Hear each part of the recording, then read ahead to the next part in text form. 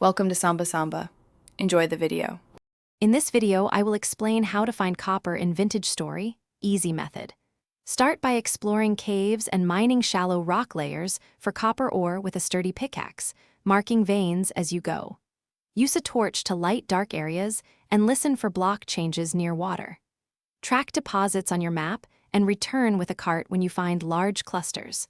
Refine ores at a furnace to recover usable copper. For reliable copper, focus on river valleys and sedimentary cliffs where veins crop up more often, and mark every promising spot. Walk slowly near water and cliff edges to spot color changes in rock layers that hint at copper. Use your map pins to return later and bring extra torches and a cart when you expect big finds. Patience pays off as clusters appear more frequently in these zones. If you are finding this helpful, please subscribe and like to support the channel. It really helps.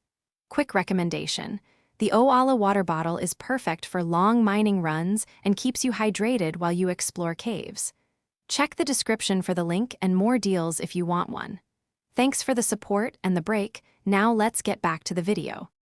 When mining, light every chamber and listen for ambient changes that suggest nearby ore, then clear surrounding blocks in a grid to uncover full veins without missing pieces. Bring extra storage and a cart so you can keep mining without long trips back to base. Smelt copper at a furnace as you go to free inventory space and turn raw ore into useful bars for crafting and trading with ease. Thanks for watching. Consider subscribing if we helped you.